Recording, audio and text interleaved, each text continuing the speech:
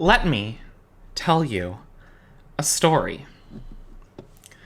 1,000 years ago, the world of Gaia was once a whole piece of land.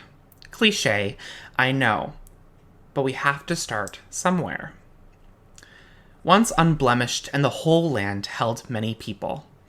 All different kinds. Orcs, humans, elves, dwarves, halflings, and so many other walked the lands. Animals populated the nature that the world held. People worked together to live in this world, and for a while, everything was sound. The gods once lived on this land too. Many of them were the ones to create the world around them. The plants, animals, and people, all visions of the gods. They lived among them, and for a while, everything was good. However, not all gods were in favor in keeping peace and balance. Many of the gods refused such a thought and created chaos, blemishing the land that the others had spent time creating.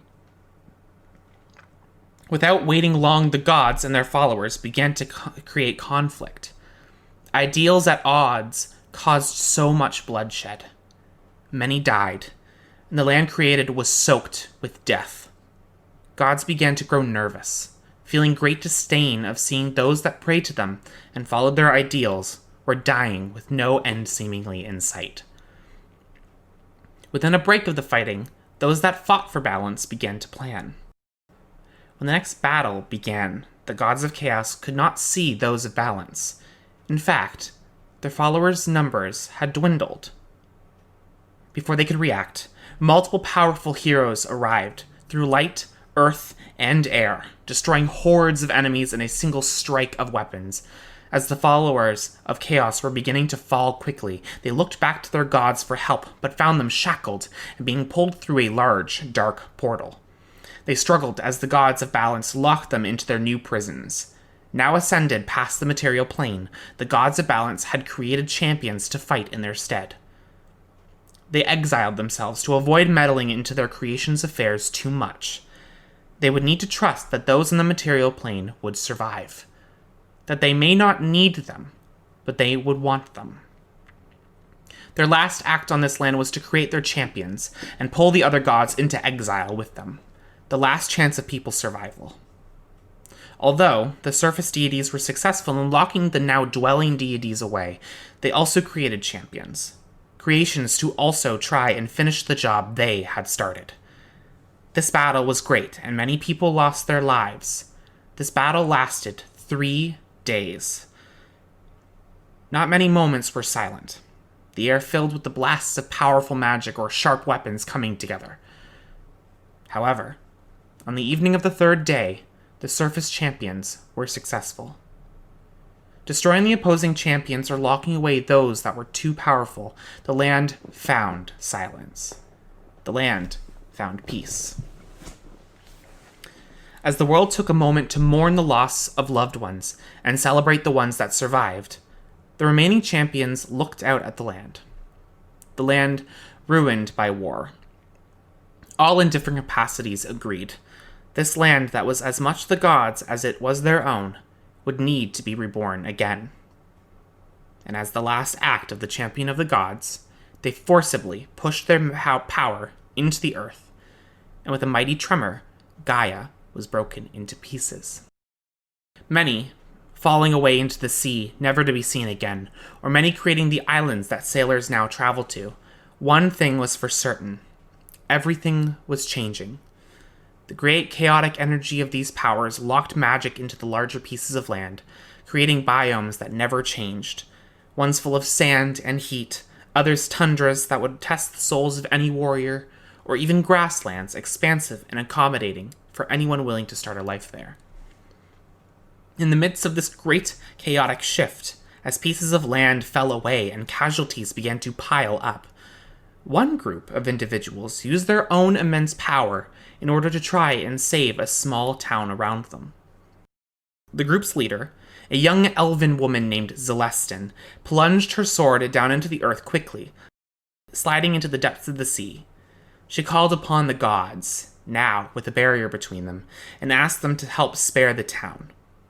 Although her gods did their best, it was not enough to save this once landmass. So, Xelestin's friends, comrades, or even family helped. They, like the champions, pushed their energy into Xelestin's blade. Everything they had went to preserving this town and its people, and with that, Xelestin's friends turned to ash. Their very essence aiding into stabilizing the area. With one last prayer and their energies drifting through her, Xelestin let out a cry and pushed her sword deeper into the earth, her mind flashing with fears of failure and mourning. She waited for her end, waited for everyone's end around her, but it never came. Instead, the air was filled with gasps of awe. The land was lifting into the sky. The next few weeks flashed by for the people in the sky. Although many were relieved by this magic seemingly saving them, they had new fears rushing to them. How would they survive up in the sky? Many now looked to their savior for advice, and in an effort to not think about her losses too much, Xelestin agreed to help. Days turned into months, turned into years. Many citizens were finding their stride in this newfound community. Many collaborated to create plant life, and some used magic to create materials to build homes. Prayer was still common on the island, and Town Square was converted into a small church to the surface deities that helped save the town. Eventually, as the years passed, Xelestin took up the mantle of leader. The people happily accepted her. However, as the time passed, she grew tired. The constant politics and weight of being in power was growing heavier by the day. They did not have the chance to mourn her friends and family left behind or killed in the war many years before. Now she would find herself with even less time. She wanted to give up her power, but she was afraid of who would take over after she was gone. She began to think of ways to bring people into power. She couldn't trust just anyone. She needed to know that when she was gone, this place would not just survive, but thrive. So, she found any mage that would work with her in confidence. She asked them to create a ritual. One that would select not just one new leader, but 5 of them. All that would better the community. It took many years to perfect, but they did it. Just in time as well. Xelestin had not been well for quite some time. Her weakening state worried those that held her in high regard. In her last few days on the material plane, the mages got to work, bringing her to the place where it all started, her sword. Now the apex of all of this town, they drew blood from her, enough to coat the handle and edges of the blade. It rusted the sword on contact, and with a few incantations, the magic whipped around and pulled Xelestin's essence from her. She passed on, finding solace that those who became the next leaders of the town would do what's best, because she would be the one to choose them. The next council took this mantle with tentative pride. They'd ever only had this one mentor, and now they were gone. They decided to name the town after her. The floating city in the sky would be known as Xelestin. And as the years went on, the people under the watchful eye of the council flourished once again, expanding even further, creating new land that was not there before, place for farmland and livestock and any sorts of needs that would come about. Every so often, a new council would take its place of the old one, each growing through their own trials to get to be the next council. Now, 1,000 years later, a new council is being chosen. 18 years of waiting has led to 5 new chosen to begin their trials on the first day of 1000 AS, or after separation. And this is where our adventure begins, everyone. So, everyone has all been brought to a small cabin in the very heart of Xelestin. Inside, a small kitchen is littered with leftovers from the festivities the night before, the couches and chairs left askew with various activities. Each of you had a rest in a well-made bed. Each of you had a separate bedroom with its own amenities, including bathrooms and showers. The sun, an always present thing for those who live in Xelestin, pierces into the window of your rooms, awakening you in brief moments before trying to find your way back to sleep. Some of you are hungover from the party of the new year. But other than that, you guys are well rested and ready to begin your day. So my question is, who wakes up first?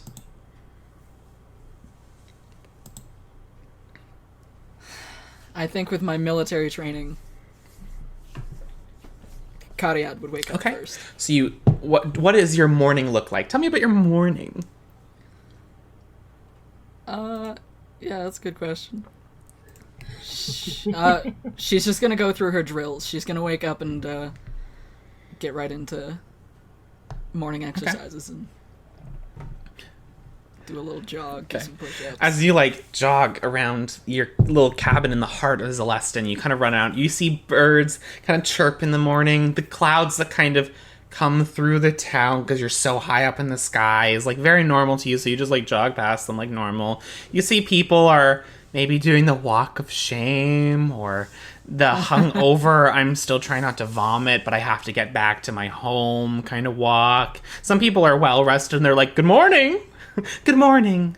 Oh, good morning. And you nod and wave, and eventually you make your way back. There are people that regard you with this, oh my gosh, this present that they know what's happening today. They know that your trials are happening today. And so you kind of... Kariad will be a little flushed. She'll be a little embarrassed. Everyone's kind of just ooh, look at there. There's children that are oh, isn't that, oh my gosh. And then they you maybe look at them and they oh my god, and they run away. And I'll keep jogging past them. Eventually you make your way back to the cabin. Maybe refresh, shower, if that is something that Kariad wants to do. I don't know, maybe she just likes to be in her natural musk.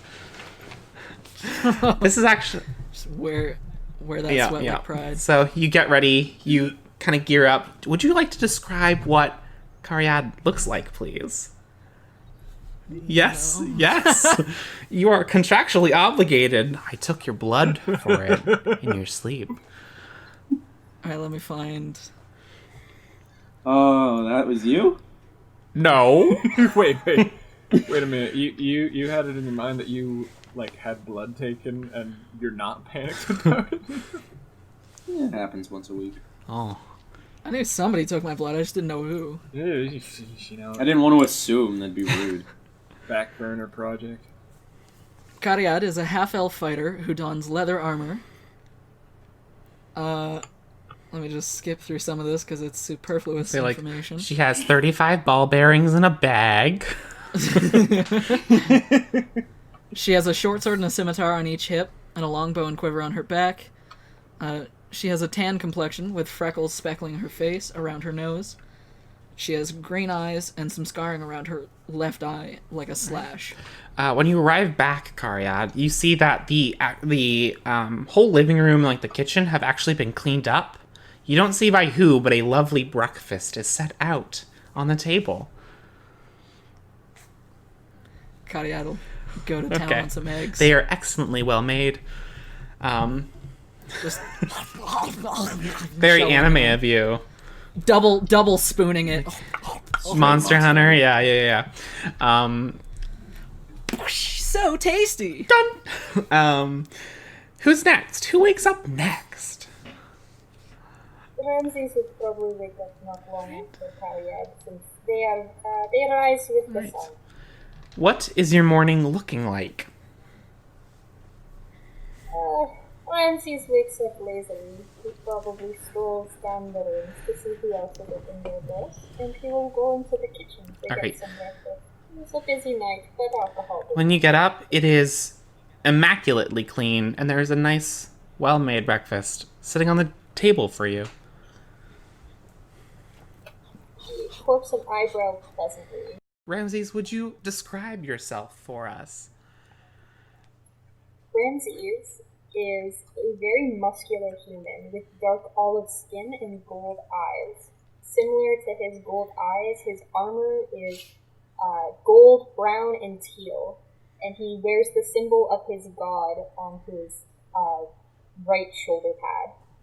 His hair is white in nature, and he wears dark, intricate makeup on the bottom of his eye. Excellent. What would you like to do? Good morning, Karyad. Borada? It seems we have an excellent bowl of breakfast today, do you know? And he sits down kind of sluggishly, putting different varieties of things on his plate. Lots of fruit. If there's any meat, he'll do that too. That's right. Don't know who made it, but it's rather tasty. I'd look for She it. keeps shoveling. And he'll Karyad will begin to eat as well. One hand propped up, with his head propped on his hand. Casually enjoying the sun coming in through the window. Much more sophisticated and handsome than Karyad. Ravenous. Bits and speckles of food from Karyad just split onto the table. No! Nom nom nom! I can tell you are hungry, are you not? That's right, just had a morning jog. It is delicious food, I do not blame you. Alright, who would like to wake up next? The smell of food is starting to drift into your rooms individually. We got a very cartoon look as the different animated smell lines come in and drift into a enlarged nostril, and then it goes. Who comes floating out on the streams? I guess Fenlo's coming in after food. Yeah, it's a big day. We gotta get some food. Yeah. Fruits are made into an edible bouquet arrangement that a few have been taken out and are on Ramses' plate. You see a bunch of different meats, sandwiches, the kind of fantasy cereal. It's like bran and oats. Yeah. I'll get some of them. Owl barrows. Yeah. Owl barrels. I thought we didn't make these no more. Ozzy the owl bear. They're adequate. Oh, Fenlo, good morning. Morning. Are you guys pumped? Pardon? Are you guys pumped? It's the big day. Of course I am very excited for what comes next. Fate has decided that we'll all work together. Yeah. It'll be a good thing. Yeah. I'm gonna start. He's gonna zip around the table and just pluck off a bagel and a bunch of fruits. All right. And then he's still moving around the room. While you are plucking and grabbing in your excitement, could you describe Venlo for us? Oh yeah, I can do that. Yeah. He's a short, real pale guy. He wears a blue jacket with a puffy, fluffy collar. He's got a little messenger bag, and he's got a fun little hat. He's a little ASMR, so his eyes are all glowy and such, and he's very light on his feet. He's just moving around and giddy and whatnot. A cutie. The second he started talking, I was like, oh no. I know. Oh my god. Guys, ready? As he zips around, grabbing your breakfast and stuff, who's next? I suppose I'll slink out of bed. So Freya will get up and she'll a little worse for wear from last night. She'll walk out and her hair's all a bit of a mess and just kind of in her face. Wordlessly, she'll just make a grunt, so good morning. She'll sit down next to Ramesses, and does this world have coffee? Of course, this world's got coffee. I'm not a sadist. She'll grab a big old mug of coffee. I don't want to be in this world if it don't got coffee. My world has plumbing. Yeah. Of course it has coffee. Yeah. What do you mean we have plumbing? I was wondering how we were having showers. Dwarves are really handy, clean people. Just a bucket with some holes we stab in it. I cut this boat in half. She'll sit down and coffee first before. Would you please, as you pour this coffee, describe your character for us? So, my name is Freya Ironbraid, and I'm a dwarven wizard. When she doesn't wake up from being hungover, her hair is normally nice and kind of brought back with a little bit of a little braid that comes down the right side of her face. She dresses in nice like red robes, and she's got kind of like an almond brown skin tone. She's got bright teal eyes, and she's just could be looking better, but Hey, it is good to see you this morning. How was your sleep? Surprisingly peaceful. Why is that surprising? It's a good day. Why would you? Like, I mean, nervous, sure, but Does the noise out your window bother you? Yeah. But I see.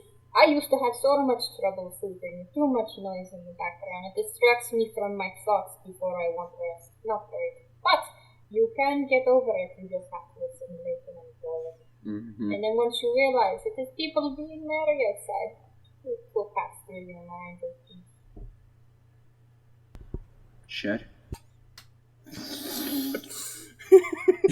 Just goes right back to her coffee. Alright, and last but finally, not least... Tecton slept like a stone, and when he finally did wake up from his surprisingly deep hangover for a dwarf, he wipes the sweaty after drinking kind of sweat off of him, takes a shower. Oh, I felt that.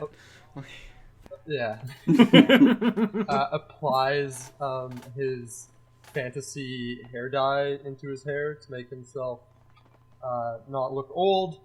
And then he's gonna go and just get some breakfast for the day. Okay, you step out. There is all your new party members are having a brekkie. Just nod at them all. How you doing? Well, excellent, excellent. Good morning to you. Morning. Sometime last night, eh? Oh, it's been a while since I went that hard, so to speak. You know. But, Hey, it's been a bit of a time since I've had a wee drink. Alcohol is very bittersweet. Yeah, you could say that again. And then I get a call. As you are also pouring your coffee, can you describe Tecton for us? Tecton is 3'11", though he walks like he's 4'1". He is a strong dwarf with a orange in color sort of shirt or tunic that has like a hood in the newest fashion. He has a large bone that he brings around with him everywhere, and a set of mason's tools like chisels. He has a green eyes, piercing eyes, and sort of a rocky, chiseled nose and forehead. Thank you. Alright, so you guys all gather your breakfast. You all sit down at the little table that you guys were kind of drinking at the night before. The birds chirp outside. People begin to have quiet conversations. Nothing too loud to disturb the nice kind of quiet morning air of Xelestin. You guys eat a meal. So, what time do we have to be there by? I think they're coming to get us. But what should we do in the meantime? Like, I'm not used to sitting around and whatnot. Well, I'm going to go have a shower, so I'm fresh for the day. After she's gonna bring her coffee mug with her, and she's gonna go back to her room and have a shower. Still drinking the coffee during A nice coffee shower. Before, during, and after. Average coffee shower. Even after everyone finishes eating, Ramses is still putting more food on his plate. So he continues to have pretty much a second breakfast. I do not know about you, but I am very hungry, and I feel as the day will be busy. I am not willing to take any chances to find out I will be hungry halfway through. If you'd like, you can join me for another meal. Are you planning on running 3 marathons though? My God. Only for fun. If that is what happens. I'll race you. You want to race? Are you fast? Yeah, I'm fast. You kidding me? I don't want to toot my own horn, but I think I'm pretty fast. I believe you. Do not second guess what you are saying. No, I did. It ain't second. Perhaps we race another time. Oh. Yeah? Maybe when we get the important matters of today out of the way. Yeah, no. I'll have a race with you. You want to race? All right. Yeah, I will destroy you, Carrot. I mean, in a friendly way. Love to see you try. All right, let's do this. And he's raising an eyebrow at the two of you, and looks very amused. All right, you guys. Where do you guys go to race? Wait, should we race to the forest and back, or what do you think? All right, sounds good. All right, yeah. Right to the edge of the forest, and then pop right back. Yeah. You guys all take your running stances. Cariad. I'm gonna do some stretches to work off all the fucking eggs. You guys get into a stance. And then you guys run. You guys begin to run. Fenlo, your movement speed is what? It's 40. Cariad, I believe you're at 30. That's right. Okay, so Cariad, you just and you kind of soldier's training. You have to do this every morning. You got to be able to run through the city if anything bad happens. You begin to charge through, trying to at least get the forest line in your vision. And then you look back and you don't see Fenlo, and you're like, and then you look up and Fenlo's 20 feet ahead of you. I was hoping this would be roll-based. Fuck. Why would it be roll-based? This is movement speed. I don't know. I wasn't thinking. And then you're like, I can do this. And you put your head down a little bit and you speed up and you're like, yes, I'm going to pass him. And then Fenlo's already up by the bridge to where the forest would be. And you're like, shit, I'm not going to do this. Okay, but it is also on the way back, so stamina matters. A little bit. So what's what's your two cons? Stamina roll. Constitution 14, so I get a +2. 15, so I get a +2. As you you see Fenlo hit the forest edge, and then you're like, duh, and you kind of speed up. You get that burst of speed. You hit the forest line as Fenlo's already back behind over the bridge, and you're like, come on! And you begin to charge back over the not rickety, but still kind of terrifying as the bridge is between the forest landmass complete to the center of Xelestin, and they're just floating with spectral energy, and you're like, ugh, and you kind of pass over, and then Fenlo gets back to the cabin while you're in the next block over. But you guys are very tired. Yeah. I'll get back panting. Just, all right. I acknowledge you. I think I had the wind at my back, so it wasn't really fair. We'll call it a draw. You don't have to patronize me. I ain't patronizing nothing. You got the win. Take it. I thought you said I got the wind, and I was like, yeah, sure. Then I won the argument. Now I'm confused. Okay. And then Cariad will hold out a hand for shaking. Yeah, all right. Yeah, he'll shake that hand. You need to grow a set, boy. And then she's gonna walk inside. This is why we argue. She's inside. She didn't hear that. No, you kidding me? He yelled that. So you guys walk in. What's the other? Freya, you have a nice lukewarm shower. Afterwards, she probably just would have gone back out and Still seeing Ramses eating, she'd probably be like, yeah, I could go with a second actress. And she'll By chat all out. means, Carrier, please enjoy me. This Freya. Company is always a good. Oh, Freya. Yeah. I mean, I'm still I'll join getting you used- also. It's only been a few times I have met all of you. I apologize if the names get skewed. If anyone was near her room, they would have heard Freya singing in the shower. I think I said in our session 0 that this is like a very thin-walled cabin, so everyone heard you singing. What's your performance? You want me to do a No, just check? tell me your number. It's +1 to performance. So you know what? There's some pitchiness, but from a normal standpoint, it's not like a boys' choir where they're just like. You're not doing the Halo 3 OST. Yeah.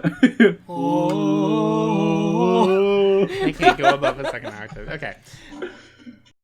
Freya, you have not a bad singing voice. Do you practice? Wouldn't say I practice, more so I just sing. Comes from their heart. Yeah, I'm a little crazy for music, you could say. It's very good. I have passion for things. What about you? You like to sing? You like music? I can say I am partial to music. It is in everyday life, and I think it adds a decent amount of entertainment to it. Yeah, I do. But I would not say I am quite the delicate singer. Fair enough. Any other hobbies? Or do you just prefer music? It's really just music and reading. See, I've got a lot of studying to do, so I guess music is easy. You can play it in the background as you do your studying. aye, Two birds with one stone. quite right. Oh, I could hear them out there. Are they done? I think so. They enter. The door opens. Sweaty. Tired. Going to have to take another shower. You see, For one. I was gonna ask that. it was kind of a moral tie, really. So it was Finlow. Yeah. I'm going to give him a big pat on the back. Yeah. One that might not be so gentle. My sunburn. You go off about your skills in running, and then when you take a win, you do not take credit for it. It does not make sense to me. Take credit where it is due. Don't be so modest. I gotta take a shower. Be back in a bit. You also have a lukewarm that quickly turns to cold shower. Sorry, I took all the warm water. I'm gonna It's a take cold just shower. a It cold is shower. a very, very cold shower. Karayad doesn't mind Oh, the cold shower. You bitch. Soothes muscles. don't What? How is that know. kinky? What? I'm in pardon? some really weird There's kink communities. You're into some weird I love cold the shower cold. kinks. just to be clear, there's multiple showers, right? No, This ain't gonna turn into Just masturbate with some ice cubes. You and I are taking a shower together. Well, Oh! no, thank you. I'm good. I'll There's only one. There's only one chick. how many are there, DM? There's one in each bedroom. This is Okay. not a gym shower. Yeah, Liv already said we already got. I didn't. Okay, I missed that. I'm sorry. As you guys all get ready, shower again, come out, maybe have a drink, a sharp, loud knock interrupts the quiet morning. You guys all have like an inclination as to who this might be. And when the door swings open, there is a woman, muscular, tight-fitting robes with leather armor, a silver holy symbol around the neck. To the Ayun, the goddess of knowledge. Dark brown skin and blonde curly hair comes past her shoulders. Good morning, everyone. How are you all feeling today? Oh, not too bad there. Good, good. You can't complain. Pretty good, pretty good. That is fantastic. Excellent. I trust that your evenings were all good. Good. She kind of steps into the threshold, kind of comes over. She pulls out a spare chair and sits down, and she says, "So, tell me, how are you all feeling today?"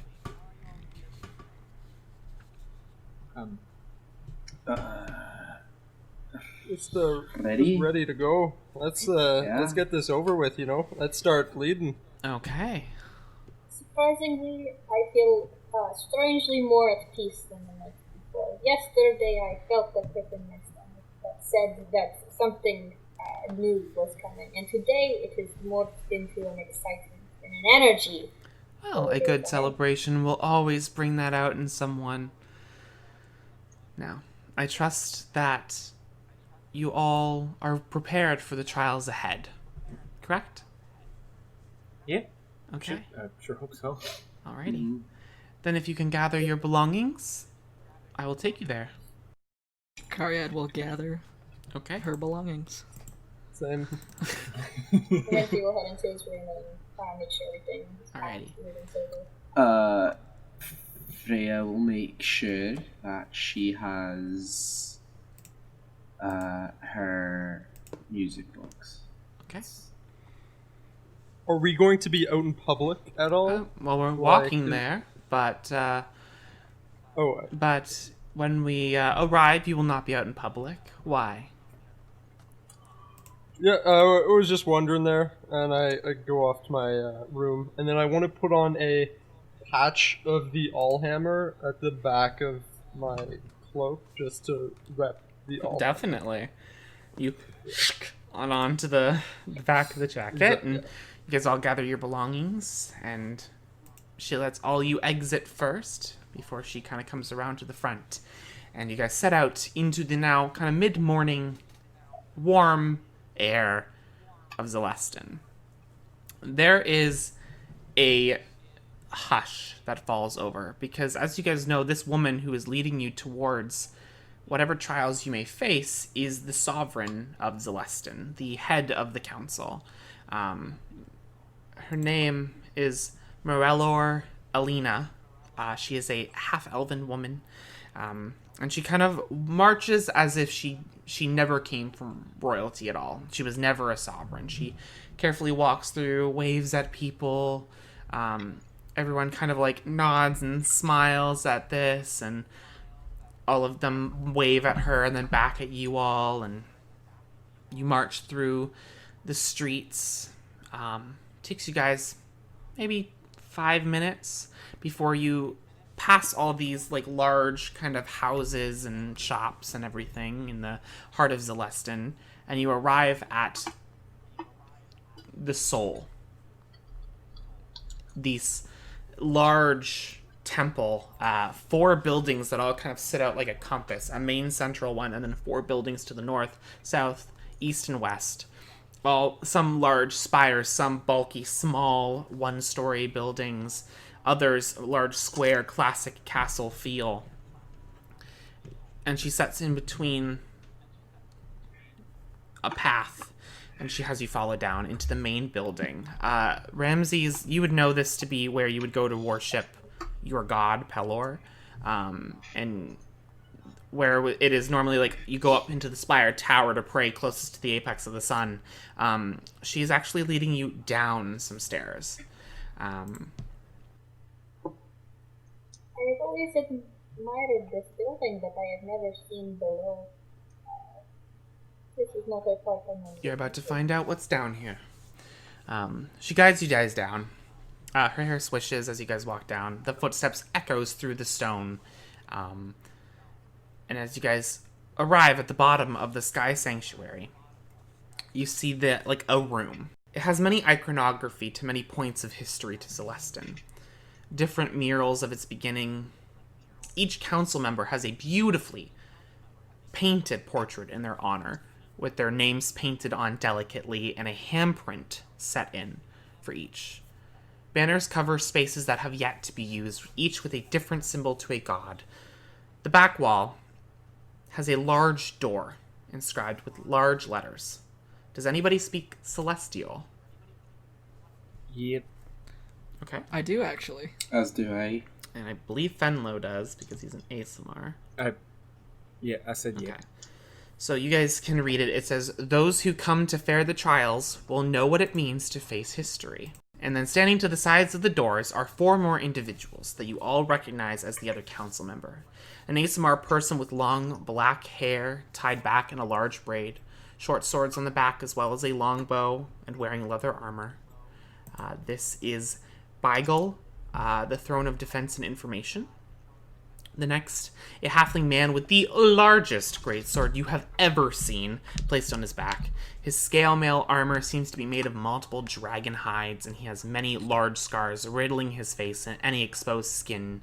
He has a mop of sandy blonde hair on his head with the sides constantly shaved.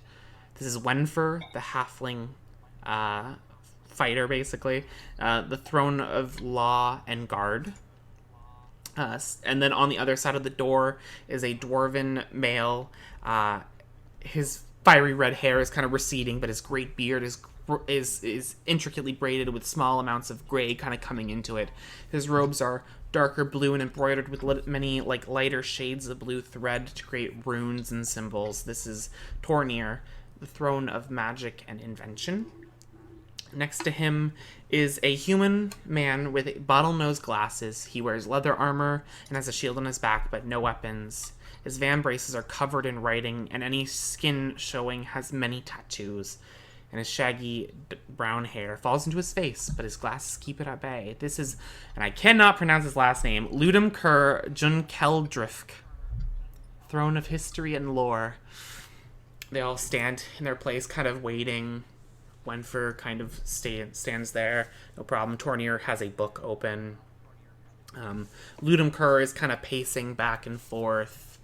And Beigel is just kind of tapping his foot. As they kind of see your guys' arrival, they all kind of step up and kind of get back into the line. Sovereign Alina goes, "All right, this is the beginning of your trial. You must learn how to work together as a team, and we want to see how that happens. So these are just small ways of showing that. When you are ready, place your hands on this door and it will open for you. Every contents of this is different to each group that arrives here. So we will not have the answers. We don't even know what's going to happen in that, but I'm sure whatever it is, you will be able to face it. Does anybody have any questions before you begin your trials for any of us? Beigel, that ASMR, keeps very quiet. Wenfer, the halfling, just kind of looks around at all of you and says, "Good luck. This is the start of many things for you all." Tornir just gives a big thumbs up. And Ludum Kur goes, "Yes, try not to fuck it up." He kind of, as he continues to start pacing again. Ramsey has a soft smile and he says, "Thank you all very much for your assistance and wisdom as we have been, as we enter this time." And with that, he's going to take a deep breath and take his first steps towards the door. Frey will follow after Ramses. Becton swings the club on his shoulder and then goes palm up. Cariad will follow suit. As you guys all touch it, a few runes and glyphs glow on the door before it just gently opens up. Just enough for you guys to walk into. Yeah, I'll walk in. You step into this new room. Nice. As the last of you enter, the door slams shut behind you. In this room, you see 2 columns that rise out of the ground in the center of the room. And as you get closer, each has a circular button written on the buttons, the one on the right, or the left, says right, wrong. And the one on the right says left, right. A door at the end of the room sits locked with portcullis embedded into the ground. One button says right, wrong, the other one says left, right? The left button says right, wrong, and the right one says left, right. So then the left one would be... Oh, why would you ever choose the button that says wrong? I do not know what I was expecting, but I don't think this is it. I kind of expected explosions, I ain't gonna lie. Can I go up and look at, like, what are these buttons on? Are they like on little podiums? or is it like... it's got a slanted rock face, and then on it is a button that is pulled up from the recesses of the stone podium. Is there any other part to this? Like any other buttons on the sides, Make on the an back? investigation check. First roll of the campaign, you guys. Investigation, that's 29? I mean, sorry. I was 19, gonna 19. say, you are level 2! What? Yeah! 29, motherfuckers! Yeah, 19. Looking at the stone, it is smooth, excellently well carved. No other buttons that you can see. No stones that could be mistaken as regular stones, but are secretly buttons. No, it all just looks like smooth stone, almost like they pulled that out of the earth. What is the right what one does the right says one say left, again? right. What is the thing in front of us that we're looking at? It's two podiums, very identical, and each of them have buttons on it. No, but what's beyond a door that? sits at the end of the room with a portcullis over it embedded into the ground. Okay. Perhaps we should push the button? Can I go over and take a look at that? Sure, you go over, looking at it. It's huge, massive iron made portcullis. Looks very heavy, and even then, there's a stone door behind it.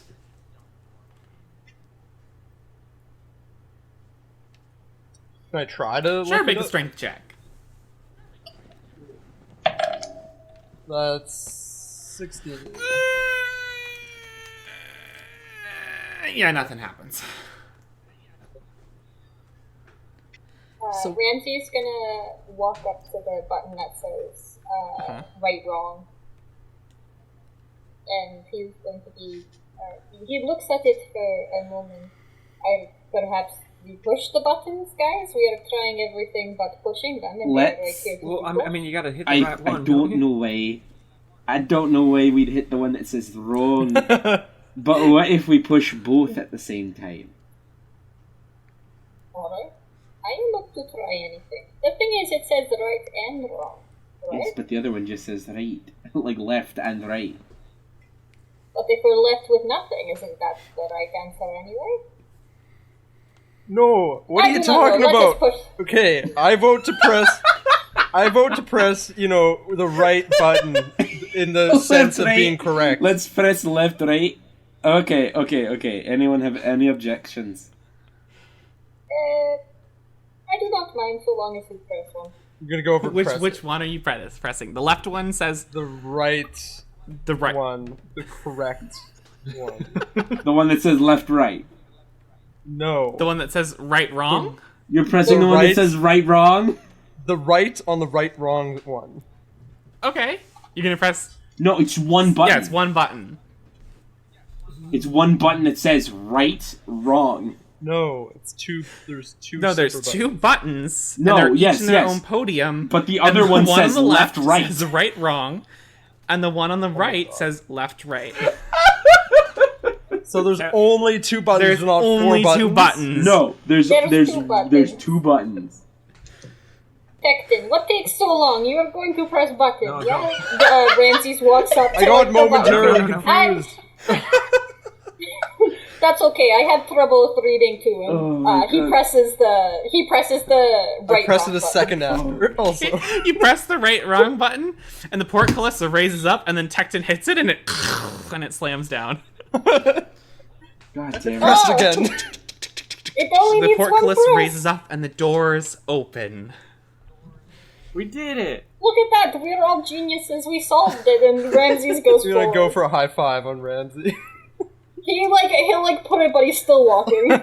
He's like, yeah, let's go. Very good. Okay, I don't... Cariad will put a hand on Tecton's shoulder as she walks past. Wow, what a brain teaser that one was. Congratulations, you Super solved bitchy. my button puzzle. It's Oh the my first God. puzzle. I'd like to think that the council's just watching this, just fuck? like they took Yeah. 20 minutes. What have we Shit, done? they fell for it. They didn't fall for it, guys. Now that we have clicked the wrong button and this ended up being right, I cannot help but wonder what the left-right... Don't hit it though, Let's not... please. Let's not find I out. don't intend to, and he's still walking forward. Alright, He Yeah, likes let's to go. go Let's just go. Right. You guys kind of settle into this room. When the last of you enter, the door slams shut and you hear the portcullis drop in the other room. And then it kind of just seals you in. And then as you guys look down, you see the room kind of segments into square steps basically. So there's a raised edge that you guys are standing on, and then a bunch of stairs, and then another lower level, and then a bunch of stairs, and then a lower level, and then a bunch of stairs, and then a lower level. And that's made in a square shape. In the base of that is a small dais that sits in the center of the room, down the steps. When you guys hear the door close behind you, you begin to hear a... And then, from 4 medium-sized pipes, water just starts gushing out. And quickly begins Oh to God, fill it's like, the room with water. It's like... There is a door, Okay, I just have a question. What's a dais? a pedestal, like an altar. And it's down 3 sets Yeah. of stairs. Yeah, I'll run down to How- that. And you said the How stairs high go in would you a, They say? go. a They square? aren't high. They don't raise up. They go downward. They're downward sloping stairs. Yeah. You guys could get. How- You guys can walk down there pretty quickly. Yeah. Okay, what's how many on the- feet down would you say it is? To get to the bottom, I'd say 30 feet. Alright, so if we want to do this fast, someone can jump and I can make sure that you don't get hurt when you fall. Alright, and Cariad's gonna jump. Oh shit, okay. And she'll run to the edge and wait till she's 10 feet down, and then she's gonna whip out her conductor's baton, and she's gonna quickly make a sign in the air, and she's going to cast Featherfall on Cariad, the 10 feet of wind whips past you, and then you see the water kind of speckle your face, and then you slowly fall into a bunch of water that is now gathering at the base of the landing. And you whoosh into the water. Your feet are just soaked up to your calves, basically. In front of you is a small dais with multiple gears that are clicking and whirring. Okay. What do Like the a bunch gears of look gears that all click and mash together. What do you see down there? I'll take a pitten Uh-huh. from my backpack, and I will mash Okay. it into the gears. Roll me a Clang. a sleight of hand check to avoid your fingies getting Athletics. pinched. You, It's a pitten. It's my I meant- fingies don't go near I it. thought you meant a pitten is ball long- bearing. Still, okay, fine. Make me Just straight strength. Are we the baddies? 19. 19. You and you slam it into it. You push it into the stone. The gears slow down, but a lot of them don't stop spinning. What is everybody else doing? Do you need a hand? Cariad, are you doing fine down there? I think Tecton could help you. He figured out the last puzzle. Tecton, should we help? We figured out the last... Well, if you're going, just let me know so I know to cast You guys Featherfall. can just walk down their steps. we can. Yeah, there's stairs. I don't Yeah, know but why you were so jumping adamant about faster. jumping. I'm gonna walk walk down. down. Quicker. Wait, the room's much filling up water with is there? water, isn't it? S. How much water? Ramsey kind of like does a jog It's down. just a bunch of It's gears. currently up to Karyad's waist now. Yeah. Oh, Venlo, Yeah. you ran fast, but your mind works quickly. Quick, think of something. I'll run down there, and I will also. I'm gonna take. Sploosh, sploosh, sploosh. It's up to your stomach. I'm gonna take. I'm gonna take a dagger, and I'm just gonna jam it in another part of the gears. Okay, make an attack roll with the dagger. All right, make an attack roll. Oh no, Oh no. that's a. Did you miss? That is a 5, You but it was a 2. and it just like bounces off as the gears like and then just How are the gears affixed? Can Are I we just hitting lift one they are off? set into stone, so if you want to like try and you would have to like you can't exactly see where all the gears are set into. You just see a few of like the edges like whirring. Ramsey sees what they're doing and he says, "We are hitting it, yeah." And then he takes out his battle axe and he goes, No. "That ain't what we're doing. I've got this." And then he like he goes Make to an attack make roll. an attack roll on it. Yeah. Okay, that is a 16 to hit. I'm just getting the AC of stone. Hold on. You and you slam it down in it, kink, and it bounces off. What are the pipes made of? They looked like a kind of like stone. Could I have mold earth? Does that work? Could I Pinch them try shut. to... Tecton, yes. Make me what's your spellcasting ability? Technically it's charisma. Okay. Roll me a d20 and add your spell attack modifier.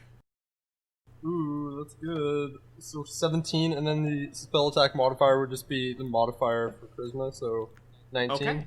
So you hold out your club and you like make a circle gesture and then you make your club like slam down on the rune that's now drawn into the air, and you guys watch as each just like one at a time he turns and closes the tunnels of stone that are gushing water in here, and he has bought you precious time before this room fills up. It is now past the first kind of level, like it's up to Karyad and Fenlo's like shoulders, and so this has definitely bought you some time.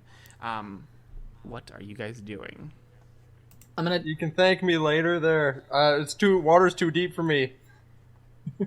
take out some yeah. hempen rope, and I'm just gonna muck the gears up with it. I'm gonna get it in all the axles and shit, so that Okay, make me. Now it'll be a sleight of hand check. Because you're gonna get pulled in. Don't get pulled in. Don't get pulled in. Don't get pulled in. well Turns into one of those like workplace horror stories with a meat grinder. Yeah. It just turns into the king. it's not great. I got a 3. 3. Got a 3. Okay. You begin to muck it in, just shove it in, and for a second you hear a bad whirring sound, and you like, and you pull out your fingers because you're afraid you're gonna lose your fingies. But then the rope just like and hits you in the face as it gets shot out. Do I still have 50 feet of You hempen have rope then? 45 feet of hempen rope. Fuck! Because it's all frayed at the edges. So is it just like a little pedestal with like some gears just turning? Do you want to go look? I mean, yeah, I'll start walking down, and as soon as it gets to like the step where the water is going, she'll like stop. 'Cause she's kind of small. Okay. Make an investigation check. 9. It looks like it's just a bunch of whirring gears. Alright, so we've tried hitting it. We've tried gamming it up. You hear a scatter rock as you begin to see some water starting to burst out of one corner of the room, just like. Oh, God. I'm gonna stick my head in the water and inspect around the pedestal. Make an investigation check. That's a 14. 14. In the base of this stone, you see what looks to be a keyhole. That's what I was missing. Alright, I'm gonna come splashing out of the water. Anybody see a key on the way in? Did we see a key on the way in? Can I start looking around? Sure, make a perception check. That is a 3. You don't know where it is? You don't see a key? Is anybody good at opening locks without keys? No. No. Noah. One of the pipes just bursts open and more water begins to gush through. Not as quickly as it once was, but there is water now coming into the room again. It slowed down after Tecton hit it. Yes, right? he used magic to seal it. I've got a crowbar. I'm gonna try prying one of the gears off. Oh, okay, make a strength check. 17. 17. But 17 is what you needed. As you Hey! jam in, you get, and then you just, with one last hit, you, and then the whole front place of the dais just, like, flips off, slams in the water, and quickly sinks to the bottom of the water that's, like, gushed in here. And you see all the gears, and you just go, ugh, and you just start grabbing and flicking off all the gears. It's like, clink, clink, clink, clink, clink. Wrapping them off. And at this point, you hear, and water begins to, like a cork taken out of a bath, begins to unflow. And then the doors at the end and open up. Cariad, that was brilliant! I really didn't do anything. Yeah, we Yeah, just I kind have of... done that. And you, Tecton, brilliant! Ramsey just looks like absolutely enthralled. He's very happy. Yet I gobsmacked. Alright, Cariad's gonna head on through the door. I'll follow. Yep. Yeah, I'm gonna shake my pants dry, hopefully. As you step in through the door, once again, it slams shut and locks behind you. This time, you see in the middle of the room is old, cracked earth, sitting in a mound. In the top center of this mound of earth, plunged deep into it, a rusted greatsword. You know this to be the very center of Xelestin, the sword and the energy that once created it. Green energy, as you step in and look at it, wisps about, bursting out from the sword. You see tendrils of energy drift through the room, coalescing into a shape, a figure, an individual in spectral armor.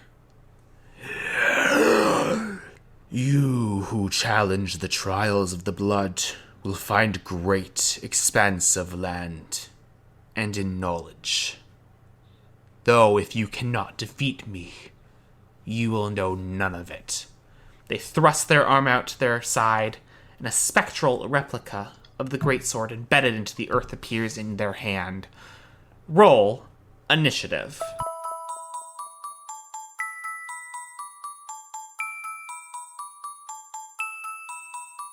Hello, and welcome to the interim of the first episode of Chronicles of Gaia. I'm your friendly neighborhood dungeon master, and I'm just stepping in here to give a quick credit break before we get back into that scathing battle that I'm sure will kill everyone. This has been a project in the works for about a year now, and now that it's finally underway and I'm editing it and I'm getting this stuff done, it's a little surreal to see how many things are coming forward. I know that there's a ton of podcasts that are dedicated to playing Dungeons & Dragons or other RPGs, so it means a lot if you take a moment to listen and have fun with us. That's all I really want, is for us to have fun and tell a story, and if people listen to it, that's great, but I'm happy having fun with my friends.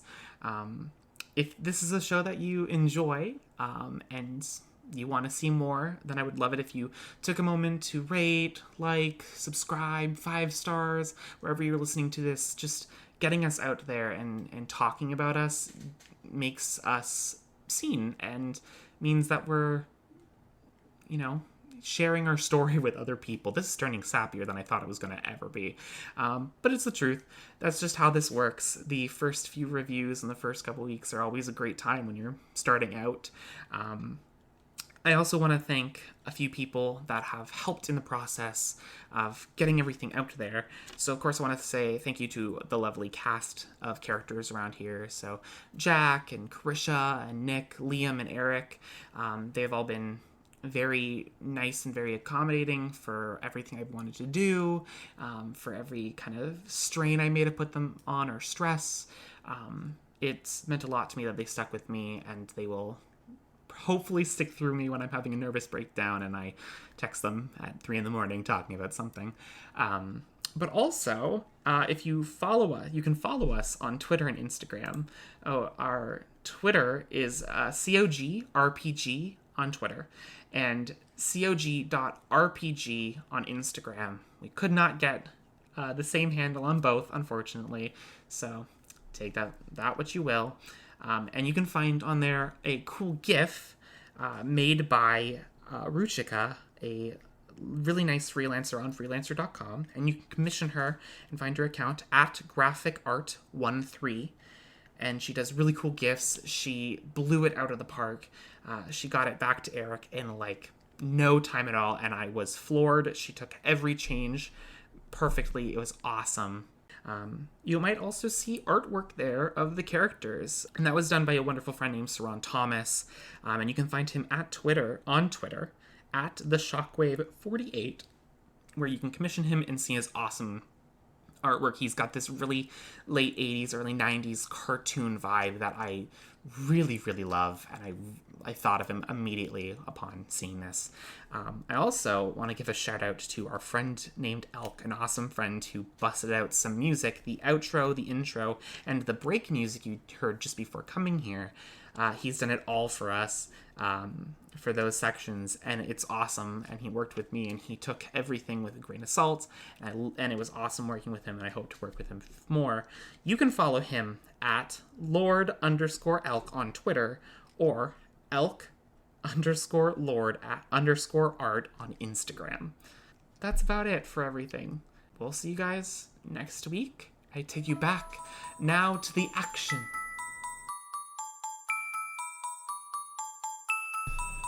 Oh, shit. We gotta fight. First by... We gotta fight, lady. We gotta fight, I guess Lady this Xelestin. is what they meant by facing history there. Oh, fuck. At Xelestin she is. Yeah. Oh, now we gotta fight her, apparently. Oh, you know, just a late day, you know, fighting God. Fun. What did Freya Ironbraid get? 8. 8. Alrighty. What did Tecton? 16. What did Cariad get? 18. 18? Okay. Fenlo Weddle. I got 11. 7? No, 11. Oh, 11. 11. 1-1. Get closer to your mic, boy. I'm sorry. I'm excited, so I want to lean back and smile. Well, don't. Ramses. I rolled a natural 20, probably at the worst time, but we did it! Did you add your First initiative modifier? I have no initiative. Okay. A victory on itself. Alrighty. Good thing we got a nat 20 before a nat 1. Yeah. Top of the round, Ramses. You see this spectral floating knight. What do you do? This does not give me a lot of time to think about what I'm going to do, but Do you want a natural 1 instead? No. But I'm just saying, because like if I sound a little rushed with my decision. But I'm gonna... Ramsey knows the heat of battle, and he will not hesitate. He will go in with his battle axe immediately. Rolling to hit. Rolled to That's hit. an 8. That's an 8? Total? Oh. Yeah. No! You rush forward with your great axe, and they sidestep you completely. And you... Ah! And you turn around, and then... Be careful, he is very skilled! It's too strong for us, Harry. It's too strong. Trade. But then you turn around and look at the door, and it's locked, and there's no way out. Oh, fuck! Is that the end of your turn, Ramses? Yes. Alrighty. Actually, I'm going to bonus action divine favor on myself. What does that do? So, your prayer empowers you with divine radiance. Until the spell ends, your weapon attacks deal an extra 1d4 radiant damage on all hits. Okay. And it's a concentration, so it's up to 1 minute. The glint blade of your battle axe lights up with a radiant energy. Cariad, what would you like to do? I'll shout, "It's alright, I got this!" And I'm gonna run in. And I'm gonna swing with my scimitar and my short Go sword. for it. Here I come. So with my Ready or scimitar, Timothy. fuck my life. It's only a 7. It just drifts through the spectral night. It don't look like you got this. But that's alright, I can still hit it with my short sword. You flip the blade, you turn, and you create a new line, and then you go with the short sword. Roll to hit. 21. That one will hit. Roll some damage. I just don't get to add my strength. That is set true. to this. That is true. That's 4 damage. Alrighty. As you slash through it, some of the energy drifts away from this spectral creature, but it doesn't seem to do as much as you're hoping it would. Shit. And I believe that is the end of your turn. Tecton Niflheart. I am going to run up to it, and in the meantime, take my club and smash it against the ground. I'm going to cast Shillelagh, and a bunch of rock and stone forms around the top of the bone. Okay. And then I want to kind of just slide under the ghost somewhere. I'm flanking. Definitely. You slide under, pull out your weapon. Can you attack with your weapon on this turn? And I got my chisel out. I can't attack this. Go for it. That was my action. Oh, that was your action to Shillelagh? Okay. Yeah. Damn. No, I'm pretty sure Shillelagh's a bonus action. Is it? Yeah. Oh, shit, eh? Alright. Yeah, so you can bonus action Shillelagh. Yes, okay. I will do that. Awesome. I didn't know that. That is a 13 to hit. You go to swing, and they bring up the blade of Xelestin and just block it off, and it misses, unfortunately. Fenlo, what is you wanting to do? I'm gonna throw my spear at her. Okay. Sorry. You pull your spear off your backpack and you launch it. That's a 16. That misses, unfortunately. Oh. That was my That's spear. it. Right through him. Into the wood or the stone behind him. That was your action. Yeah, yeah, that was everything. I'm just gonna cross my arms and kind of pout for a second. I thought I was gonna do more. Okay. Alrighty. We ain't doing much. We ain't doing much. Freya Ironbraid, what would you like to do? Wow, this thing rolled bad on It really initiative did. if it's going after me. Rolled a 7. Alright. Okay, so, Freya's gonna see all of her companions kinda, missing. And she's gonna pull out her baton, and she's gonna carve a symbol in the air, and she's going to point it forward, and she's going to cast Firebolt. Okay.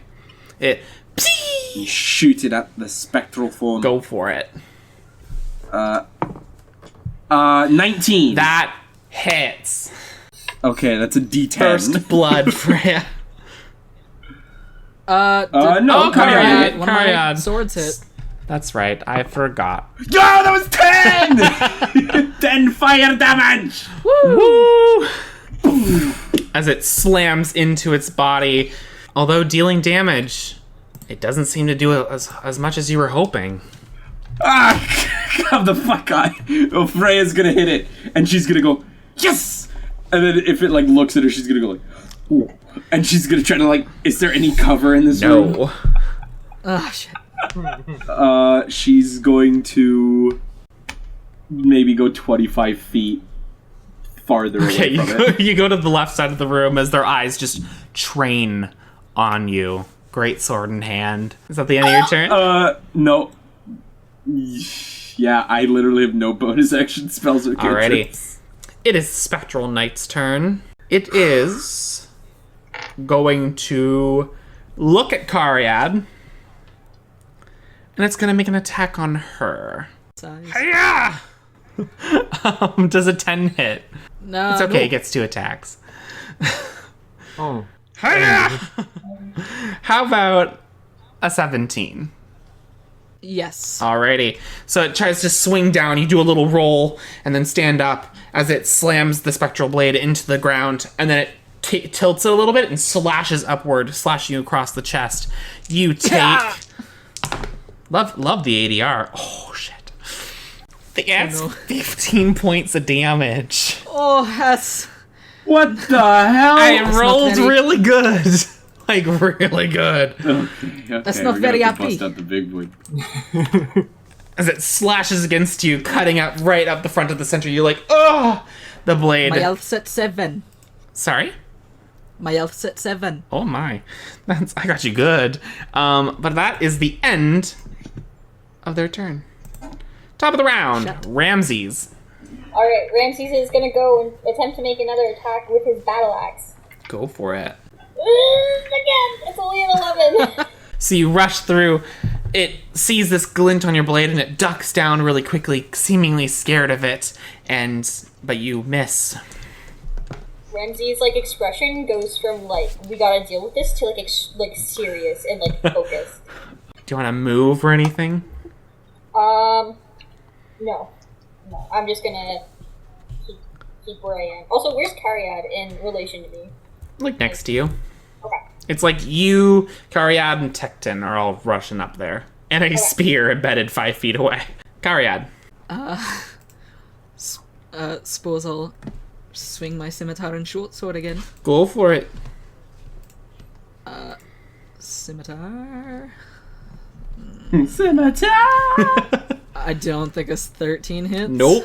Just We haven't figured out what its AC is. We just know that 19 hits. And a 16?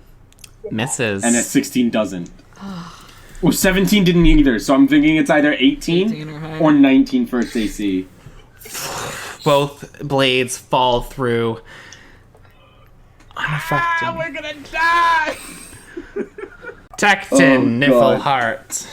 I'm gonna Someone do something! so I have my chisel out and my bone club. We're gonna go for an attack with the bone club. Go for it. That's 21. That hits! That's 9 points of damage. Alrighty, this for the... And it is magical. If that Yes, if that- this time when it hits, the knight, as it's finally being hit with something that does equally as destructive damage as it's been doing. give it a smirk and then go and chisel bonus action. Okay? That's a natural 1. How do you fail spectacularly? I go Do a with flip. a chisel and I hit myself. I go for a wide slash and then get my thigh Okay. on the swing. What's your damage die on your chisel? D4? Yeah. Let me. You take 4 points of slashing damage, or piercing Okay. damage. As you... As it slashes into your thigh. Alright. Don't worry, that was planned there. Do you want to move? No, I'm gonna stay up. Alrighty. Fenlo, it is your turn.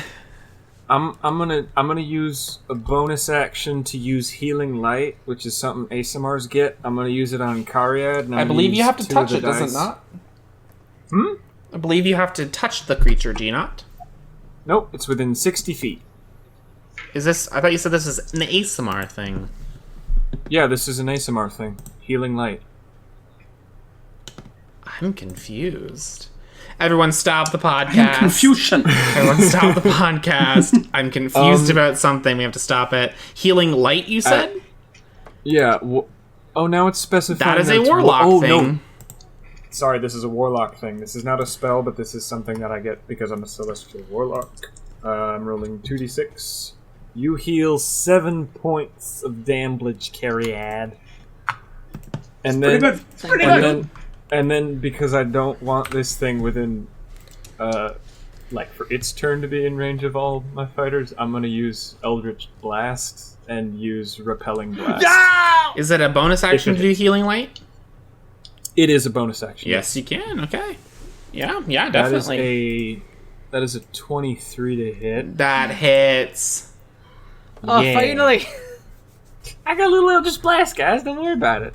That's a solid 5 points of damage. This blast slams as the spear has been thrown. You go shit, and you point with your finger, and you do a little circle around Cariad, and then there's just light seemingly from nowhere just kind of rushes down from the ceiling, and Cariad, you feel some of your wounds stitch back together and close a little bit, start to scab over, and then with the other hand you just like and you shoot out this kind of rimmed yellow kind of white energy that shoots out and slams into the spectral warrior, and it just like as it slams into it And is pushed back. and is pushed back 10 feet as it Do we get attack of Like, push back opportunity? I'm through looking. somebody?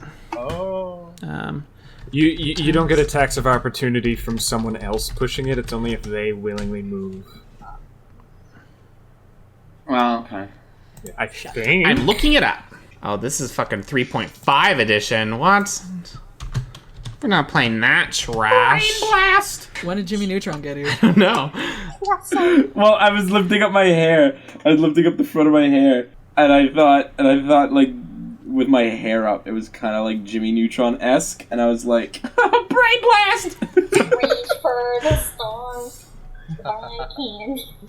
Buy candy bars. Comes a kid with This a kid's knack got for the knack inventions. for inventions. A super-powered mind. A mechanical canine. Dab, dab. Rescues the day from sure destruction. Wow. Oh my god. Yeah, Yes. I'm gonna rule that it is only when they willingly move out without taking the disengage. This is more like you guys are all taken aback when this blast hits and knocks them 10 feet away. Into the spear. Okay, Fenlo, let's see. D20 I'm gonna roll if it's 12 or higher. Fenlo just found It his does. new trap combination. It falls into the spear. Roll me a D6 and then cut it in half. I'm glad that Because worked. it's not the That's a pointy end of the 1. spear. It takes That is 1 a point. 1. It takes no points of damage. I will As it take that. into the spear, and he gets his footing again. Is that the end? I believe that is the end of your turn, unless you want to move. No, I'm good here. That did more than I thought it would. Alrighty. So, you know. Freya, it is your turn. Alrighty, big guns yet? She's gonna see everyone, like, kind of, like, pulling it back together, and she's gonna be like, okay, no, we'll hold off on that. Yeah! Now let's do it, let's be fun. She's going to, with the baton, she's going to, like, move it around in her hand and create this, this little sphere of swirling energy, and you see that, like, in the ball, there's mixes of fire and ice and lightning and a little bit of noxious gas, and she's going to shoot a chromatic orb at the spirit guardian. What elemental damage are you doing? Since she doesn't know what it's weak to or what it's strong to, she's gonna go thunder damage. Okay. Making me a spell attack roll. You've just been. 20. 20? Yeah, that hits. That is a 3d8. Ooh. I love chromatic orb. Me too. 13 thunder As damage. the orb rushes through and slams into the ghost and then like sends out a blast wave around it. Doesn't seem to do as much as you were hoping it would take. What the fuck? This thing's just not But good for spellcasters. different bits and energies are beginning to fall off of it. Is that the end of your turn, Freya? Oh, that's right. The spell slot. Yeah, mark off that spell slot. That is the end of your turn. It is the knight's turn. And the knight, the spectral knight, will look at you, Freya, and hold up its hand, and then a spectral crossbow enters its hand, and it shoots it at you. It's not within 5 feet of me, is it? No, not No, anymore. I got blasted away by 10. I'm sorry. Miss. Why are you saying that to me? Because Why do you... I don't Did want I us. miss? I don't want us to die in our I first. want to murder you. That is 14 to hit. Yeah, that hits. Okay. You take 7 points of force damage 7 points. as this spear of energy slams into your bod, and you feel as it like kind of drifts away in ghostly energy. It's gonna shoot you again because it's got 2 attacks. That is another 14. That hits. Okay. That's another 7. As another arrow, spectral arrow, slams into you. You're just like, ugh. You're still up? I'm a bulky wizard. Oh, I'm still up. alrighty, respect. End of his turn, top of the round, Ramses.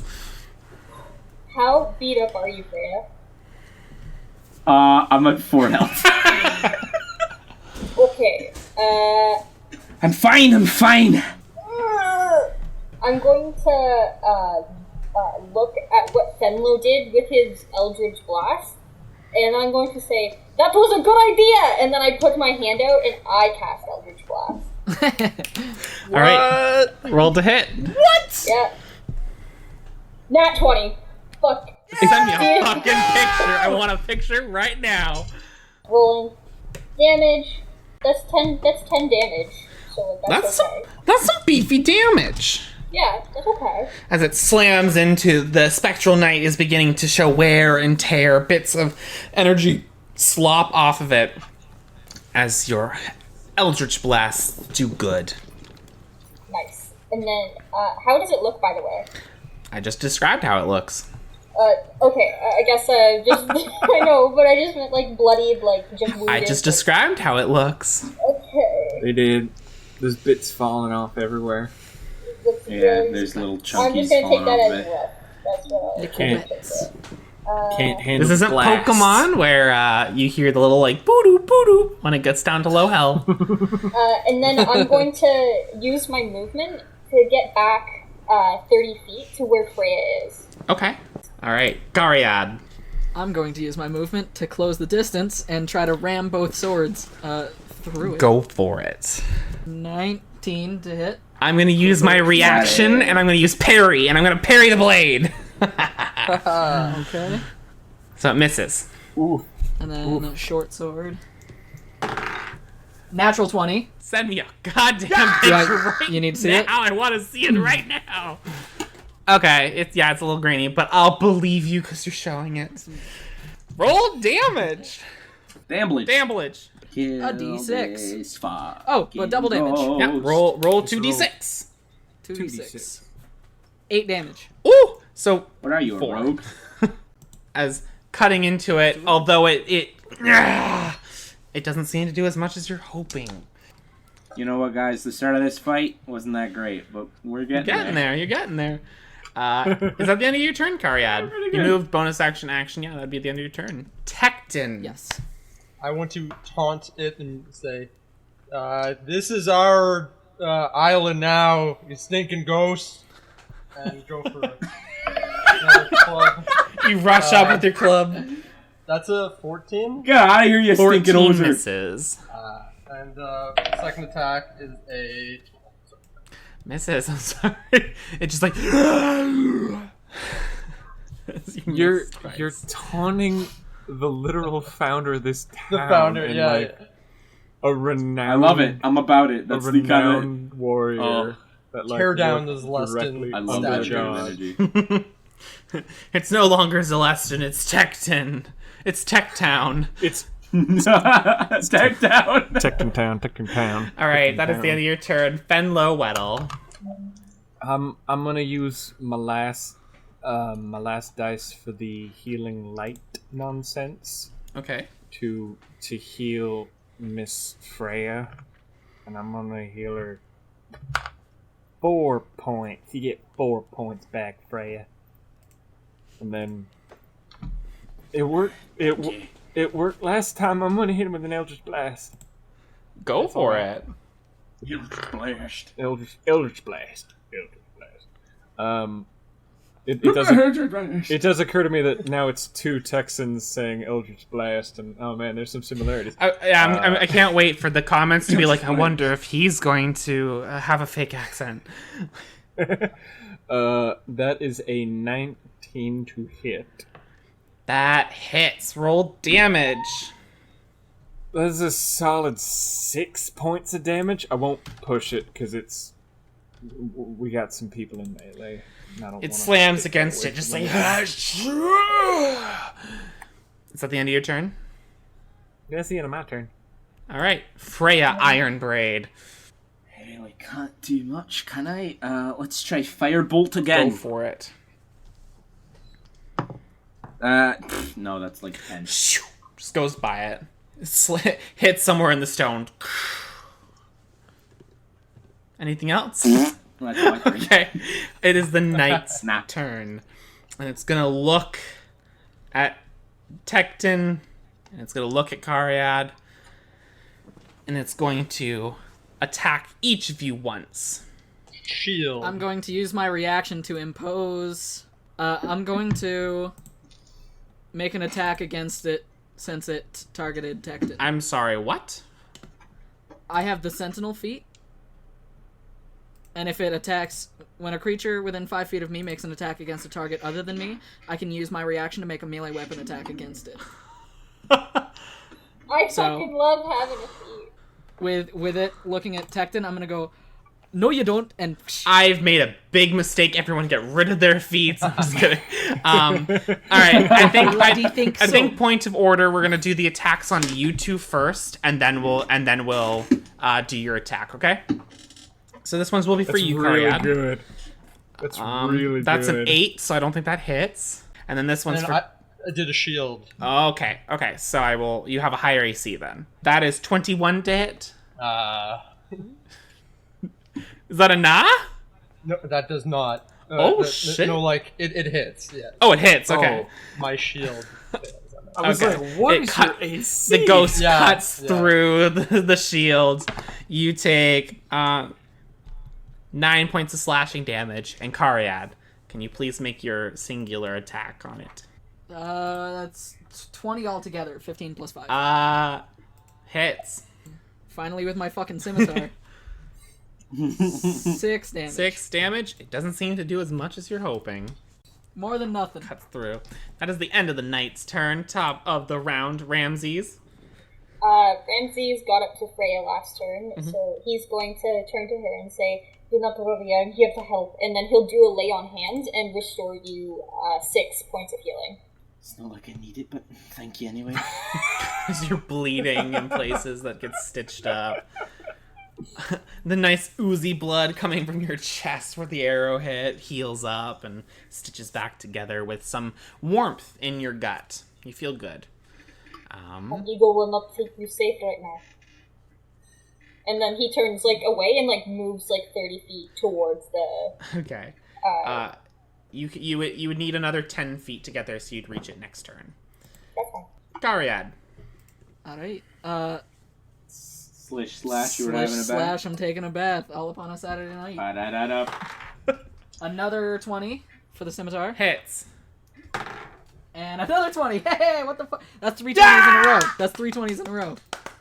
Fuck Wait, yeah. like natural 20s? Sick baby! No, 15, and then I get a plus 5. Okay.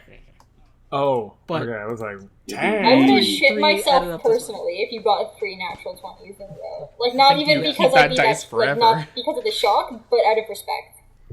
We Go buy a lottery ticket. I'd shit I had a myself flash out of, of like- respect. of 3 episodes from now, you're like, there's the 58th natural 20 I've gotten in a row. I can show you guys, and I'm just putting the dice down every time. I knew someone like that, actually. They would go, roll quickly, pick it up. Oh, I got a 19. It's like, no, you didn't. I think I know like 3 people like that. Hate it. So I rolled. Yeah, I got 7 damage for the scimitar and 6 damage for the short sword. Alrighty.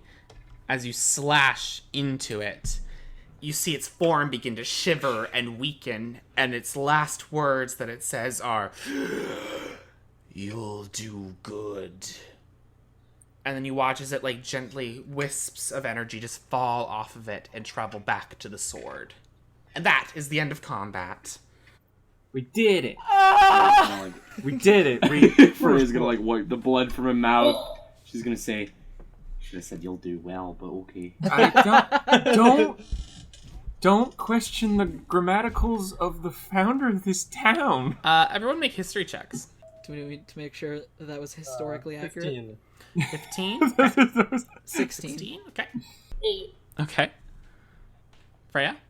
19. 19, okay. And you got a natural 20. So everyone except for Ramses knows that didn't look like the founder. That didn't look like Xelestin. Oh. It looked like a ghostly knight. We Still. work quite well as a team together. Oh yeah, not half bad there. Whoa. He like pounds his chest with his fist for a second and lets out a heavy exhale. It has been a while since I have done something like that in combat, but it was very refreshing to have you guys for it. Many skills you all have. I'm very surprised every turn we take it is something new. Well, I'm very surprised that you have that one spell that you have there. I am a man of many gifts and secrets. Looks pretty creepy. Creepy What is spell. it? I thought you were a god-fearing person. God-fearing? No, I worship the gods because I understand their might, but they are here to help us and protect us, not to harm us. Understood. I'm gonna go inspect this sword. Okay. It is rusted from many years of seemingly misuse, sitting in the earth, kind of like just slowly broke it down, but it still stands. It has an old ruby that's set into the pommel. I would like to look at Cariad and say, would you, I think you have the honors there. Oh, that's a bit heavy. All right. And I'll just grab it by the. Your hand almost adheres to the blade for a second. Your eyes roll back into your head. You guys watch as every vein just pops out of their forearm and their forehead. For a second there, Cariad, you see visions of sand, of snow, of sea, of grass. You see trees toppling. You see creatures screeching. You see different wings flap as they rush through the air. You see battles. You see dinners. You see conversations with people that you don't recognize or know, and nothing to really stick in your brain as they whip past rather quickly. I have a question for you. Do you favor your scimitar or your short sword more? Oh shit. Oh, scimitar. Yeah. Scimitar. Okay. You see the blade appear before you, and then it and blinks out, and then you stumble back from the blade. Your hand no longer adhere. And you look around and you're back in the space that you were. Cariad, are you okay? I don't know. You just... I saw the various things. I'm not too sure what that was. Yeah, look it up. Somebody else touch it. You look more roughed up than Freya and Tecton did this morning. Like, you alright? Can Freya touch the sword? Your hand adheres as well. You are blasted through. You feel like you're falling, mainly. And then you're falling onto earth, and then you brace yourself, and you do that thing where you clench up really hard, quickly, like in the middle of the night, but then like nothing, like the impact doesn't hit you, and then you're standing on a surface, what looks to be a mine, and you see many dwarves having conversations. It's hot here, but you begin to see them having conversations, and then they start to begin to cast magic. Intricate hand symbols and components are thrown into the center as 5 or 6 dwarves all sit and chant, but you can't hear any of the words. And then slowly you begin to see energy just like form and coalesce, and new rocks are formed in the center of this ritual circle. Begin to like float, and then they set it in a spot and continue to do that. You see the different bricks be carried away and added into new buildings and such, and then you drift through multiple mountains of people and different dwarves, gnomes, halflings.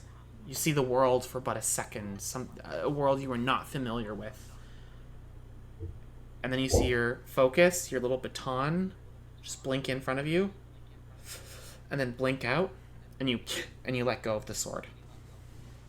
I'm gonna run over and grab Freya on the shoulders. Did you see it too? I saw dwarves, and they were making something. What'd you see? Not dwarves. I saw many things, nothing that really meant anything.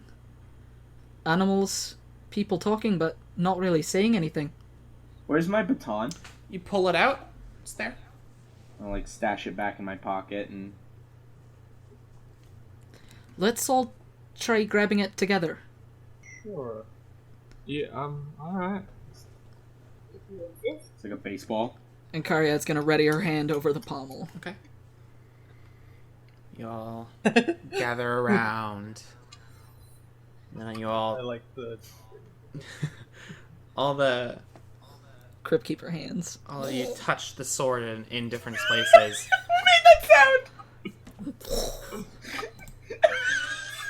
Just before we all touch the sword, can Ramses use divine sense and like?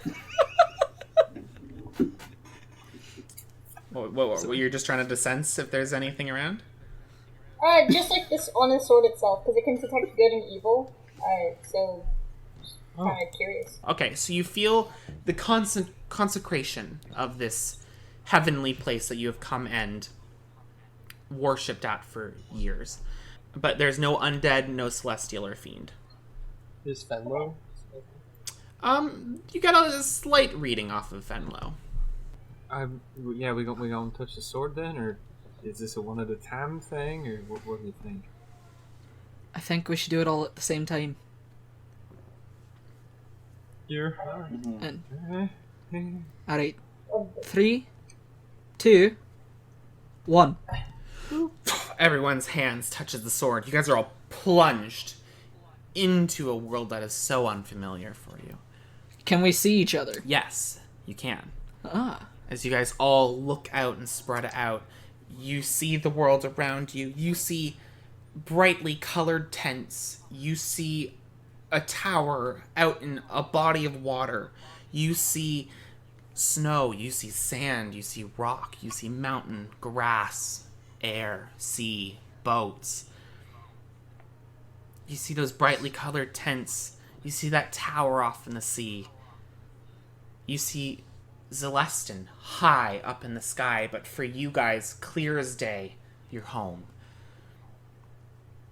You see monsters roam the lands. You see people wander. You see them go about their business, and almost just like Xelestin, just with different habitats, ecosystems. Places you are not familiar with, even through your own grasp of history that you've read. And then one at a time, you guys each kind of blink out from each other. Karyad, you are in a town. You see grass and tree. And everyone here seems like they are on bated breath. Like they are waiting for something bad to happen. Every so often, someone drops something and a guard comes and carries them away. And you see their family cry. I'm gonna reach out a hand and I'm gonna try and call out, "Hey, stop! What are you doing?" What are you doing? What are you doing? What are you doing? What are you doing? And they don't seem to register that you're there. What do you do? I'll run up and try and shove the guard. Fall right through them. Fall.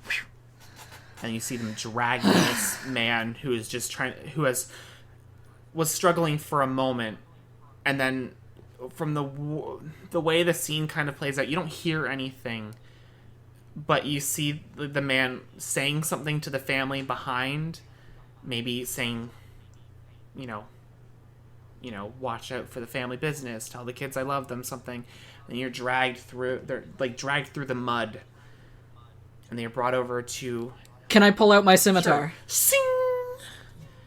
And having seen it blink before me in the last vision, I'm gonna try swinging it. It goes through. And but now you see almost at the base of the blade is a small hole that maybe a marble could fit into. Materia slot. And then you watch in abject horror as this man is pushed down on a block and his head is cut off. Karya can't stomach it. Freya, you are back in this hot area where the dwarves have made a pile of bricks that are now being shipped off to places. There's an exchange of goods for this service. Breads, meats, cheeses, some money. And then they are, with happy hearts, they are on the road, beginning to carry this stuff to different places. And the dwarves get back to work in their little ritual chambers. And then it just eventually... It's very quaint. It's very nice. You can tell the dwarves are enjoying what they do. They have created something that helps people. And that's very comforting in a lot of ways for them. And then eventually they all, eat a meal, drink, be merry. You see the dwarves go to bed, and it's almost like time speeds up as you zip past, and they all sleep in their various chambers, and they wake up and happy as can be, do it all over again. Other people come and ask for things, and you see little plans being drawn up, and everything seems well. Fenlo, you see a town. It is small little huts in sand, and you see the ground has only taken some sand onto it. And as you walk around and look, and as some people pass you in certain states of disarray, you watch as the ground is almost like black glass. As the tink, clink, clink, clink, clink, as footsteps pass by it, people are walking out of a central kind of hut, this like tent, going in very injured and then walking out not anymore. Can I go into the tent? Nobody sees me or nothing? You seemingly nobody notices you, and you walk in and you see there's a lot of lanterns that are being hung up for light. Many different greeneries and different goops and ointments sit in glass jars that are all stacked in wooden crates, and every so often a kind individual that you feel like home around, like you feel comfortable around even when they don't say anything to you, kind of comes by. They have deep pitch black, like no pupil eyes, sit full. Long black hair that comes down to their waist. Very androgynous, like can't tell a gender if they have one. And they come up and put ointment on people that are wounded and just go about their business. Every so often, some energy rushes through them and heals wounds that are deeper that they should theoretically take a long time to heal, and that's probably why they are using the magic. Do they have any symbols to anybody? You don't see anything from where you're standing. And everyone's very thankful for this, very kind towards this individual before they leave or fall asleep where they're sitting. And then, yeah, the day goes by. Tecton, you see before you a large castle, larger than life, in deep set peaks into the sky. In a rocky terrain, snow falls, you feel cold. And as you blink, you are suddenly in that castle. Everything surrounding you is massive. Everything you cannot use. The doors are huge. Chairs, huge. Statues, huge. You walk through beds, huge. You keep finding your way through this stone castle, and it is barren and empty, but there are signs of life living here. Make your way through and find a mass throne room with 2 massive stone thrones, and in the center, set into the floor, is a altar with a deep set in orb that swirls with some kind of smoke into it. Can I read anything in the room? The base where that orb is, what languages do you speak? Speak Dwarvish, Common, and Giant. In Giant, it reads, "For when it comes, we will be ready. A great change is all that's left for us." Can I go up to the thrones? Okay. Is there any like objects, any like scepters, any No. thing like that? No, it's very plain. Just 2 stone thrones that you would have to climb up to get to. Like to get into the seat of it. I want to get up on the seat. Make me an athletics check. 12. And then you get up on top of the seat. I want to put my hands on my hips and just look very proud as I look through the hall. You watch as the stone beneath you crumbles and you are falling into darkness. And then when you blink and wait for the impact, you are standing on the ground again. And you look around and the world is stone. Crumbled bits, toppled civilizations, sundered to the ground. And you look up, and Xelestin is nowhere to be in the sky. Ramses, you wake up in field. You get up as you see a small, what looks to be farming location. Not much different than the one in Xelestin, but with more animals, more fields. There's a large mansion in the center of town.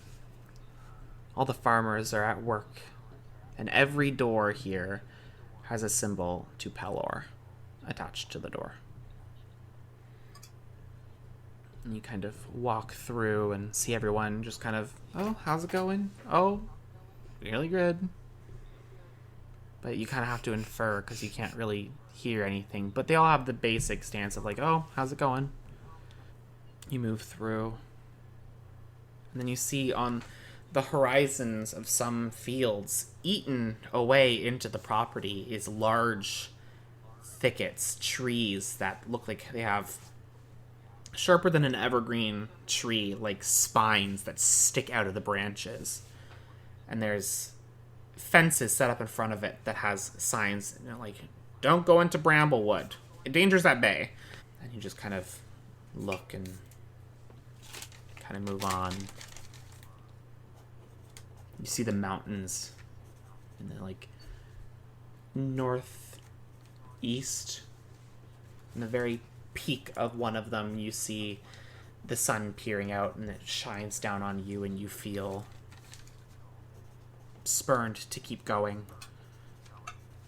And you see maybe 5 or 6 people in gear similar to yours and everyone else you're traveling with kind of go in.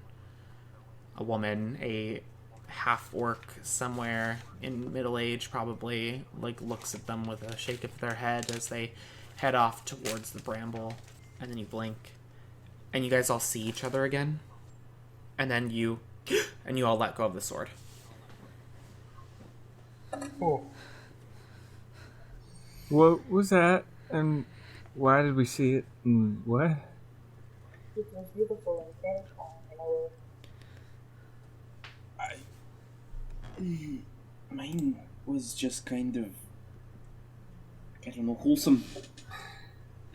Mine was sickening. yeah. I didn't see something good either. Mine was full of peace, but everyone was on mute, like, you could hear them, but you knew what they were saying. Yeah, you could pass through people. It was weird. Yeah. I didn't interact with anyone. No. In mine, Xelestin was just gone. That is impossible. It just wasn't there. I don't know. Well, maybe you just couldn't see it from that level, you know? Like, maybe it's beyond eyesight when you're on the surface. If that was the surface. What was that place? Freya's just going to be keeping an eye on Cariad. Cariad is, I guess, gonna meet Freya's gaze. And Cariad looks thoroughly upset. Would I've, in like all my research, would I have heard about this quarry where like a dwarven community made things for No. people? I mean, like, a lot of the dwarves that live in Xelestin are the ones that help expand the land a lot. But it takes them a long time to do it, which is why expansion happens over, like, generations, not in a year. You guys have 4, like, extra islands attached to Xelestin after 1,000 years. So, you know, if land was that easy to build, if material was that easy to build, this would have been a bigger place. Do we have any information about the land below us? Not a lot.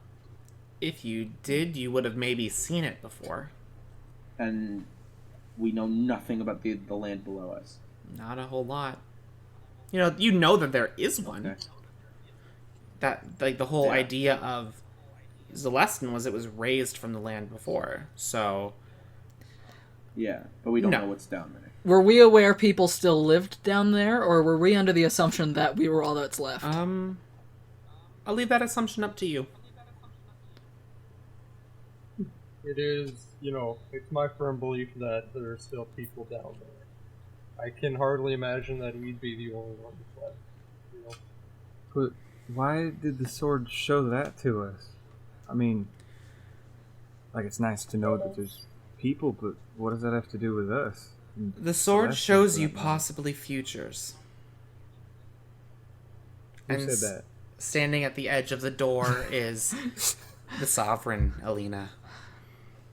She stands there, arms crossed, big smile on her face. She goes, "It shows you possible futures." Is it ones that we cause, or is it ones that you have to look out for? It'll be ones that you'll possibly see. There are ones that when I touch the sword, I have never seen come to fruition. But I've seen ones that we did not heed well enough, and it did. And I've seen ones that we've caused. It is... I trust in fate in a lot of ways, but fate is tricky. Sometimes being a part of it is what sets it off. Sometimes not being a part of it is what sets it off. Sometimes it just happens. It's not your fate to control. But If that were true, that'd mean we'd have to be down there. Yeah, unless Xelestin suddenly grows 42 times its size in the next little bit, like, what do our actions have to do with the surface world? Come with me, and I will tell you exactly why it matters.